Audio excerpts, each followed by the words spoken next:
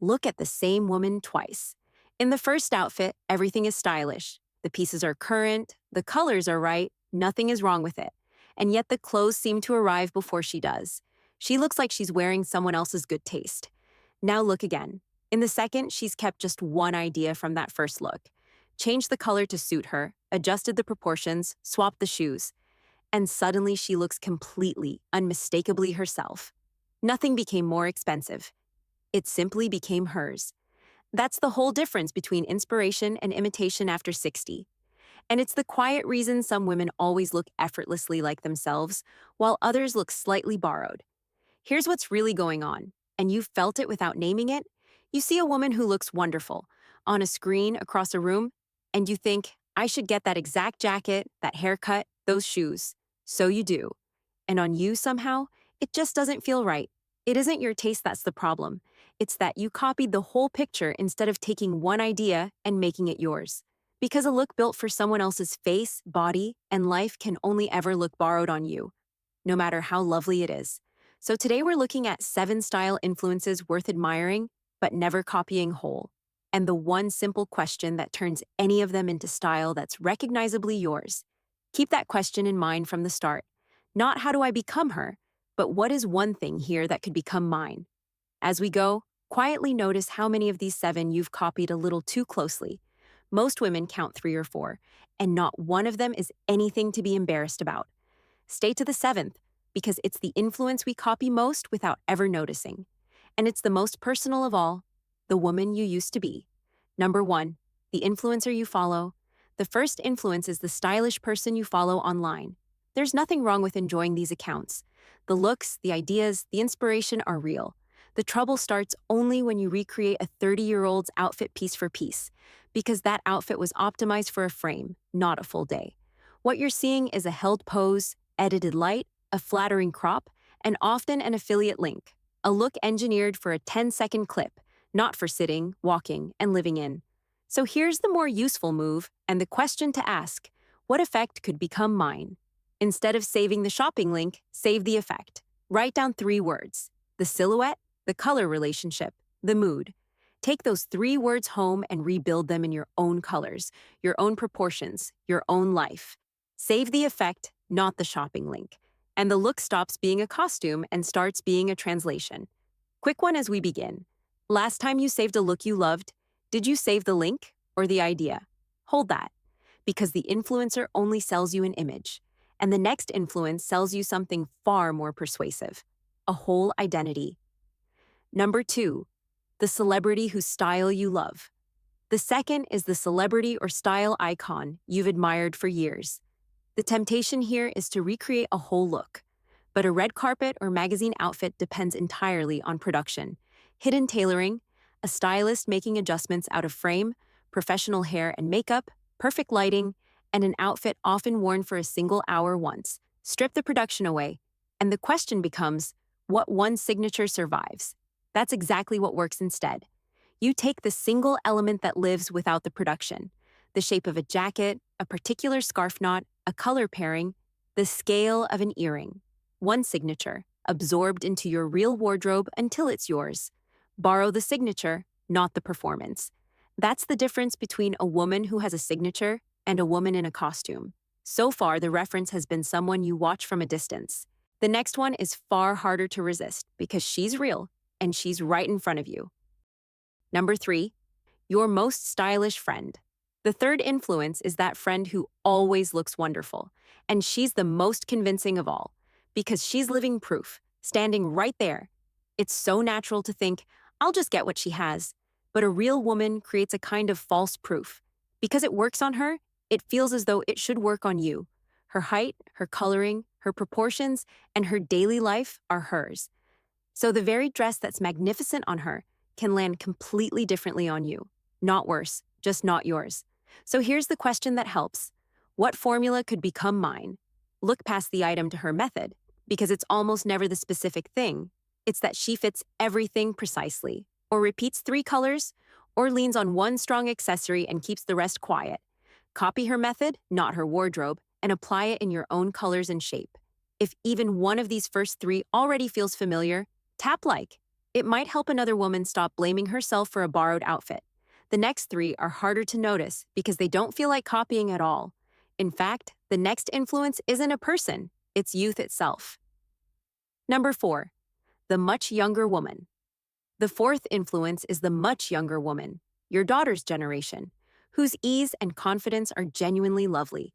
The pull is real. Dress like her, and maybe you'll feel current.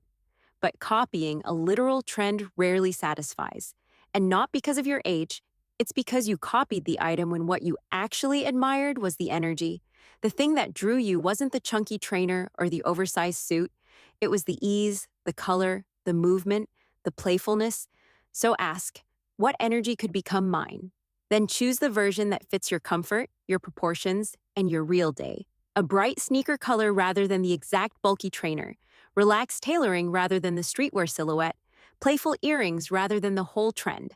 A current denim shape adjusted to suit you. You don't copy her youth, you borrow her lightness.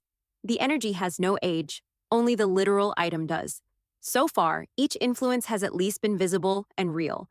The next standard is harder to fight because it's been edited to look perfect. Number 5. The perfect image. The fifth influence is the flawless image, the model in the advertisement, the perfectly styled shot, the most polished photo. We look at it and feel we fall short. But here's the fair way to see it. That image is real. It's just not a fair measuring stick. It's a selected frame out of hundreds, a controlled pose, edited light, a styling team, a particular lens, and retouching, with every unsuccessful shot quietly deleted. You're not failing to match a person, you're failing to match a production.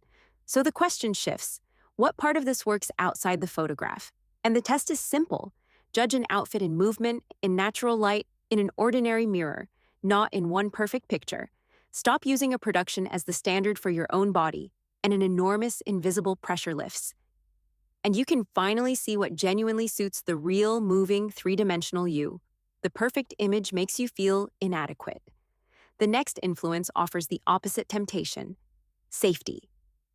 Number 6. The default everyone settles into. The sixth influence is the safe default, the quiet sameness many women settle into past a certain age. And copying here doesn't feel like copying, it feels like belonging, which is a good thing. There's nothing wrong with belonging. The trouble only begins when a safe default quietly replaces every sign of personal choice, the automatic neutral, the automatic shape, until nothing in the outfit is recognizably you. So the question is, what recognizable choice stays mine? Keep one thing in every outfit that's unmistakably yours. A color people associate with you, a particular scarf knot, your glasses, a lipstick, a silhouette. Not loud, not attention-seeking, just present. Standing out gently isn't a demand for attention. It's evidence of intention. Belong if you like, but never let the default erase your signature. And now the seventh, the one influence we copy most of all, usually without ever noticing. Number 7, the woman you used to be. Here it is, the seventh, the one I promised, and it surprises everyone because she isn't on a screen or across a room. The person we most quietly copy is the woman we used to be. It's the most natural thing in the world to keep dressing for her body, her trends, the rules that worked for her. But that's dressing for a version of yourself built for a different chapter. And when you do, you're always a half step out of time with the woman you actually are today. So here's what works instead, and it's the heart of all of this. Keep the signature, update the function. The things that were always, you don't have to go anywhere. They just evolve. The same love of a fitted jacket in a cut that's comfortable now, the same red lipstick in a texture that suits you today, the same bold color placed where it flatters you most now, the same confidence expressed through the proportions you have today. You make deliberate choices about your hair, your shapes, your colors, based on who you are now, not on a copy of who you were. She was you. This is you too. And the goal was never to abandon her. It's to let her evolve and to dress beautifully for the woman you've actually become. That's the deepest elegance there is, not clinging to the past and not erasing it either, carrying what was always yours into the woman you are now. The one question that replaces all 7. So here's the single tool to keep from all of this. When you see a woman whose style you love, don't ask, how do I become her? Ask, what is one thing here that could become mine? Take the color, the shape, the energy, or the idea, and translate it through your own face, your own body, your own comfort, your own life, until it stops being hers and becomes yours. That's how admiration becomes style instead of erasing it. The goal isn't to stop admiring other women, it's to stop disappearing inside their clothes. And the woman you were years ago isn't someone to reject either. Keep what was always yours and let the rest evolve with you. Because the most magnetic woman in any room was never the best copy of someone else. She's the one who could only ever be herself. Tell me in the comments. Name one thing that already feels unmistakably like you: a color, a scarf, a lipstick, a pair of glasses. And if you caught yourself in one of the seven, especially the last one, say which. You're in wonderful company, and another woman reading it will feel less alone. I read every comment and I answer. Then watch the next one, on screen now. 3 colors that make gray hair look expensive. Because once you decide to dress for the woman you are now, the very next step is finding the colors that make your face, not the garment, the first thing people notice. Take care of yourself with intention, and I'll see you very soon.